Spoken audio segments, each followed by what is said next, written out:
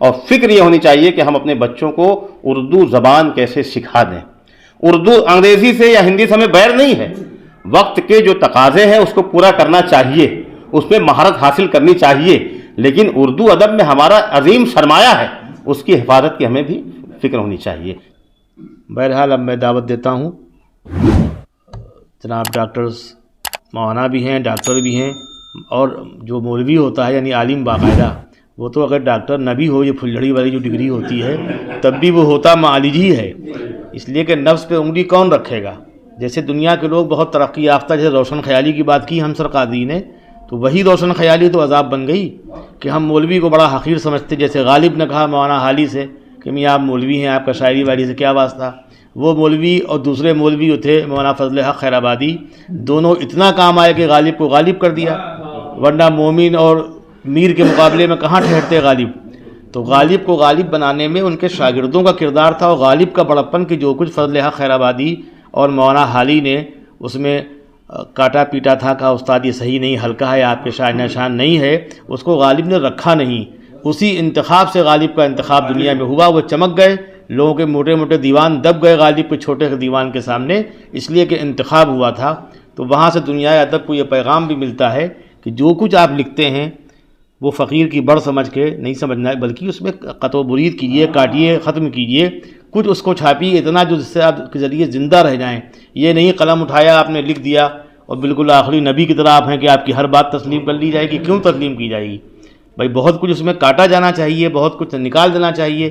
تو یہ ضروری نہیں ہے کہ احمد ابراہیم الوی صاحب کو, رضوان فاروقی صاحب کو, رحمت رسول صاحب کو حالی جیسا کوئی مل جائے.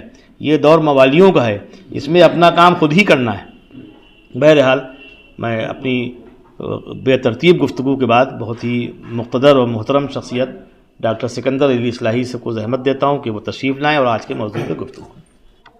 محترم صدر مجلس جناب احمد ابراہیم الوی صاحب, جناب زبیر انصاری صاحب, جناب حیدر الوی صاحب, ہمارے جناب اشر بھائی, رحمت رسول صاحب, ماہر لکھنوی صاحب, رضوان فاروقی صاحب, بڑے کرم فرمائی آج آپ نے فرمائی ہے کہ آپ نے مجھے یہ شرف بخشا. محترم قمر صاحب, جن کو دیکھ کر کے مجھے خوشی کا احساس ہوتا ہے. واقعی یہ میرے لیے بڑی خوشی اور مسرت کا موقع ہے کہ آپ جیسے اہل علم اور اصحاب دانش کی مجلس میں حاضری کی سعادت حاصل ہوئی ہے. وہی بات ہے کہ بزرگوں نے اور مجھ سے پیش روؤں نے بہت سارے پہلو پر گفتگو کی ہے, اور کوئی ایسی بات مجھے نہیں معلوم ہو رہی ہے کہ اب میں کچھ اس میں اضافہ کر سکوں گا. واقعہ یہ ہے, یہ بات بھی آ چکی ہے کہ اردو زبان صرف ایک زبان نہیں ہے, بلکہ اصلی ایک تہذیب ہے, ایک تاریخ ہے, اور اس کے پیچھے ایک وراثت ہے. تو اس لحاظ سے اس کا تحفظ بھی ہونا چاہیے, اس کی قدردانی بھی ہونی چاہیے, اس کی حفاظت بھی ہونی چاہیے, اور اس کو فروغ دینے کی ہر ممکن کوشش بھی ہونی چاہیے, ہوتی رہنی چاہیے. مجھے اگر میں یہ کہوں کہ بہت زیادہ اطمینان نہیں ہے تو مایوسی بھی بالکل نہیں ہے.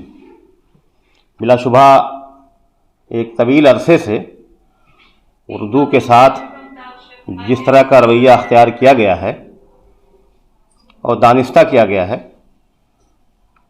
تو اس میں کوئی کلام نہیں ہے.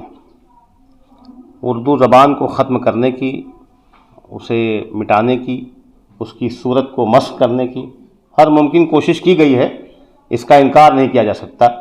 اور اگر میں اس کا انکار کروں تو شاید یہ حقیقت کے خلاف ہوگا, لیکن مایوس بھی نہیں ہوں, اس لیے کہ اسی ماحول میں اردو زبان کو فروغ بھی حاصل ہوا ہے.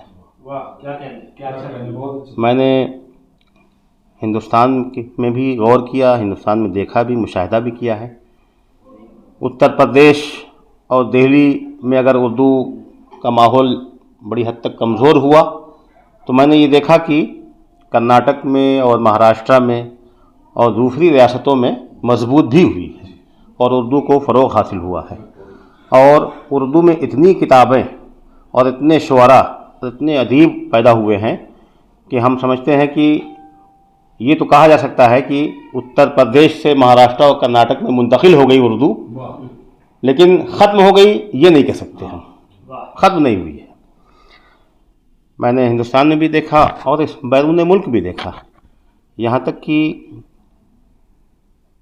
ڈربن یونیورسٹی اور جوہانسبرگ یونیورسٹی میں دیکھا کہ اردو ڈپارٹمنٹ موجود ہیں. ہم نے آسٹریلیا کے شہر میں دیکھا کہ وہاں اردو بولی اور سمجھی جاتی ہے. جی، آسٹریلیا میں بہت اردو ہے. میں جب وہاں پہنچا اور دیکھا اور ارباب علم و دانش سے ملاقات ہوئی تو ہمارا بیرون ملک سفر کرنے سے پہلے یہ تصور رہتا تھا کہ بھئی انگریزی کے بغیر تو کام ہی نہیں چل سکتا، جہاں جائیں گے تو انگریزی میں بات کرنی پڑے گی، تو اردو والے کہاں ملیں گے. لیکن ایسا نہیں ہوا. ملیشیا گیا، انڈونیشیا گیا، بورنائی گیا، دبئی گیا، جہاں بھی گیا معلوم ہوا کہ وہاں تو اردو والے موجود ہیں اور اردو کے باقاعدہ ادب ادارے موجود ہیں جو کام کر رہے ہیں. اس لیے مایوس ہونے کی ضرورت نہیں ہے.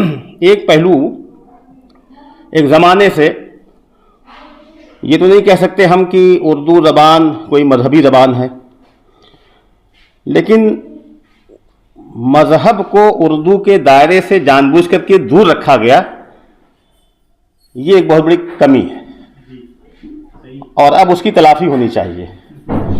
اور اگر مذہبی لٹریچر کو اردو کے دائرے میں شامل کر لیا جائے تو آپ کو یہ محسوس ہوگا کہ آزادی کے بعد بھی اردو میں بہت کام ہوا ہے.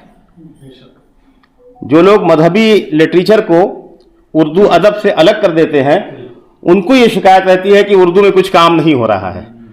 ورنہ آپ صرف اگر ندوۃ العلماء لکھنؤ کے مجلس صحافت و نشریات کی جو فہرست ہے اس کو اٹھا کر کے دیکھیں اور شمار کریں تو آزادی کے بعد اسی ملک میں اتنا کام ہوا ہے اردو زبان میں کہ آپ کو حیرت ہوگی.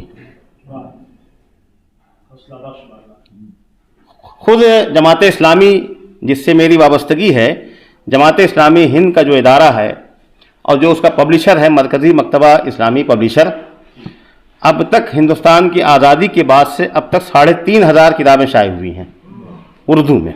3,500. اور اگر مذہبی رسالوں کو، مذہبی لٹریچر جو ہے اس کو اردو ادب کے دائرے میں شامل کر لیں تو سیرت النبی کو تو آپ کس خانے میں رکھیں گے؟ علامہ شبلی اور علامہ فراہی کی، علامہ شبلی اور سید صلی اللہ ندوی علیہ الرحمہ کی جو سیرت النبی ہے وہ ایک ایسی تصنیف ہے جس کے بارے میں اہل علم نے تسلیم کیا ہے کہ دنیا کی کسی زبان میں بھی اس طرح کی کتاب نہیں لکھی گئی ہے. تو یہ اردو کو آپ کس خانے میں رکھیں گے؟ بچوں کا ادب لے لیجئے، تنہا ایک بچوں کے ادیب مائل خیرآبادی کی کم سے کم 150 کتابیں ہیں اور پوری ایک نسل کی انہوں نے تربیت کی ہے. آپ اس کو کہاں لے جائیں گے؟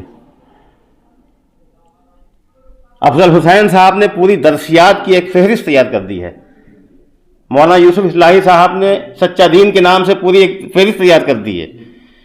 تو جب ہم اس پہلو سے دیکھتے ہیں کہ اسلامی ادب میں یا اردو ادب میں جو اضافہ آزادی کے بعد ان اسلامی تنظیموں، اسلامی تحریکوں اور اداروں اور مدرسوں نے کیا ہے، بے شمار رسالے اس وقت نکل رہے ہیں اردو میں.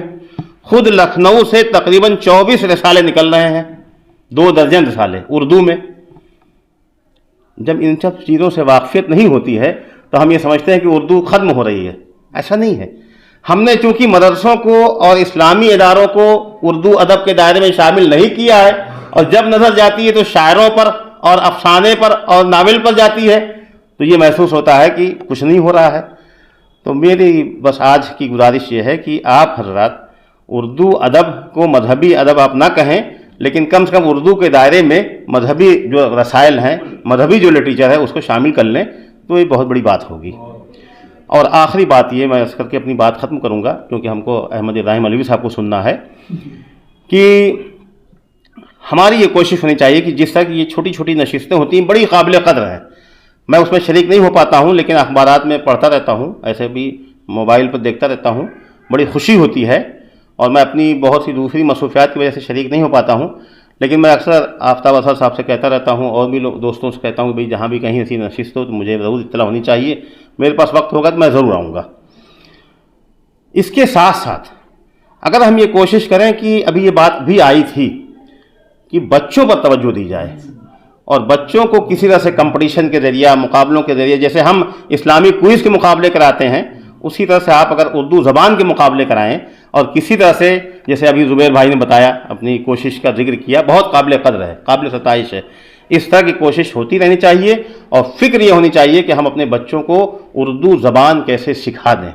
اردو انگریزی سے یا ہندی سے ہمیں بیر نہیں ہے، وقت کے جو تقاضے ہیں اس کو پورا کرنا چاہیے، اس میں مہارت حاصل کرنی چاہیے، لیکن اردو ادب میں ہمارا عظیم سرمایہ ہے، اس کی حفاظت کی ہمیں بھی فکر ہونی چاہیے۔ بہت بہت شکریہ۔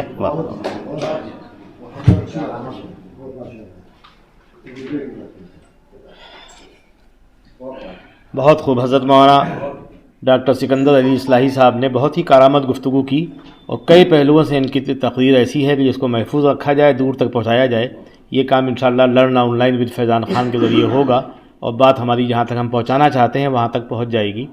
یہ بہت صحیح بات کہی کہ اگر مذہب کو الگ کر دیا جائے، اردو کو الگ کر دیا جائے، ہر چیز کھنڈ کھنڈ کر دی جائے، تو جس طرح ہماری 5 انگلیاں بکھرنے کے بعد بیکار ہو جاتی ہیں، اسی طرح سے اردو کا بھی ہوگا۔ تو اردو کو کسی خاص دائرے میں مقید نہ کیا جائے، پنڈت پڑھتا ہے تو اس کا استقبال ہو، سنسکرت پڑھنے والا، جاننے والا سمجھنا چاہتا ہے اس کا استقبال ہو، کسی زبان کا شاعر ہو وہ اس کو پڑھنا چاہتا ہے تو اس کا بھی اس کی حوصلہ افزائی ہو، تو اردو فروغ پا سکتی ہے۔ اور بہت صحیح بتایا کہ ترقی یافتہ ممالک میں اردو پھل پھول پنپ رہی ہے، اس کے مطلب اردو میں اتنی جان اور اتنی کشش ہے کہ لوگ محسوس کر رہے ہیں کہ یہ زبان سیکھی جانی چاہیے۔ تو نہ اردو ختم ہوگی، نہ مذہب ختم ہوگا، سب یوں ہی چلتا رہے گا، بس حوصلہ افزا گفتگو ہوتی رہے اور حضرت مولانا کی طرح دائروں سے نکل کے کام کیا جائے۔ مولانا سکندر اصلاحی صاحب بہت کام کرتے ہیں، واقعی یہ مقابلے وغیرہ جس طرح یہ کرتے ہیں اس میں نوجوان کیا جو پختہ عمر کے لوگ اگر وہ بھی شرکت کریں تو ان کو سوچنا پڑے کتنا پڑھنا پڑتا ہے۔ میں خود ان کے تقاضوں کو پورا نہیں کر پایا، جو میں نے ان سے وعدہ کیا تھا، کتابیں انہوں نے فراہم کی، سب کچھ کیا، لیکن میں وہ مقالہ نہیں لکھ سکا حسب منشا، لہذا اس پروگرام میں شرکت سے قاصر رہا۔ تو اس طرح کے پروگرام ہوتے رہیں، آج نہیں کل ہم سب مجبور ہوں گے کہ ہم شرکت بھی کریں اور کچھ حاصل کر لیں اور کچھ دنیا کو پہنچا دیں۔ لرن آن لائن کی جانب سے آپ سے بس اتنی التجا ہے کہ ہمارے اس پروگرام کو لائک، شیئر اور سبسکرائب ضرور کریں، ساتھ ہی بیل آئیکن دبانا نہ بھولیں جس سے ہماری ہر ویڈیو آپ تک اپلوڈ ہونے کے ساتھ ہی پہنچ سکے۔ شکریہ۔